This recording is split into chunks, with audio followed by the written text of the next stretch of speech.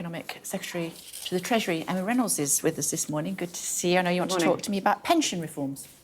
Yes, so we are announcing that we are going to give trustees the power to release surplus funds in their pension funds to invest in their businesses. This is part of our plan for change. The Chancellor will be setting out further measures tomorrow, but this is very positive news for businesses. They've been asking for this flexibility. 10% of them already have the flexibility, by the way, so this is about levelling the playing field. There are strict rules that apply to surplus extraction, and they will continue.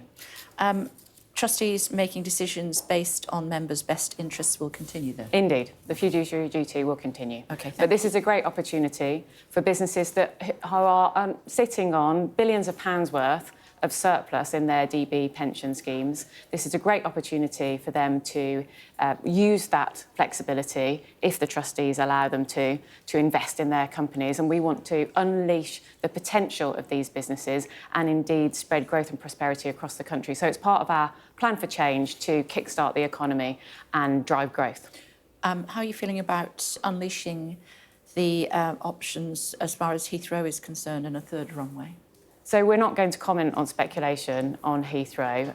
You know, I think the Chancellor has made clear that we need to... Well, she hasn't said that. She hasn't said that, Kay. You know that. She didn't say it in as many words, but she did the round on Sunday, and it was very clear that that's what she's going to do. Well, she hasn't said that. OK. Can she achieve, or can you, as a government, achieve climate and growth goals simultaneously? We stand by our climate commitments. Aviation, sustainable aviation fuels, the technology for those fuels has developed significantly in recent years. But absolutely, we stand by our number one mission to drive economic growth, but we also stand by our climate commitments.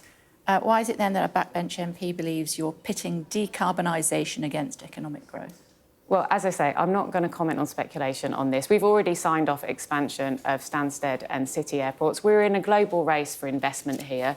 We are absolutely determined, as part of our plan for change, to drive economic growth across the country, because it's the only way that we can put more money into people's pockets, increase their living standards, and also spread prosperity to different communities across the country. So we're absolutely intent on that. And the Chancellor tomorrow will be setting out further plans. And as you know, the Chancellor and the Prime Minister are in the City this morning talking to a whole range of the country's leading businesses to discuss the plans. A recent Ipsos Mori survey suggests that 3/4 of Brits rate our economy as poor.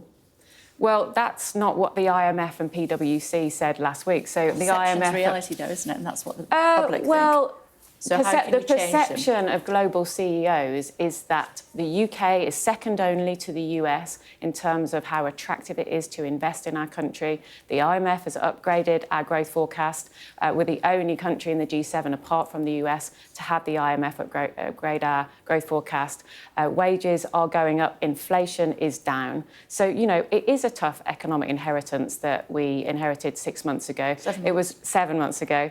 It was never going to be easy to turn around. We inherited an economic mess and public services on their knees. So it has been a tough inheritance, but we are absolutely determined, as part of our plan to change, to drive economic growth, put money into people's pockets, and ensure that people's living standards are rising, you know, in this Parliament. OK. You trumpeted chief executives saying that they think that you're doing a great job as far as the economy is concerned.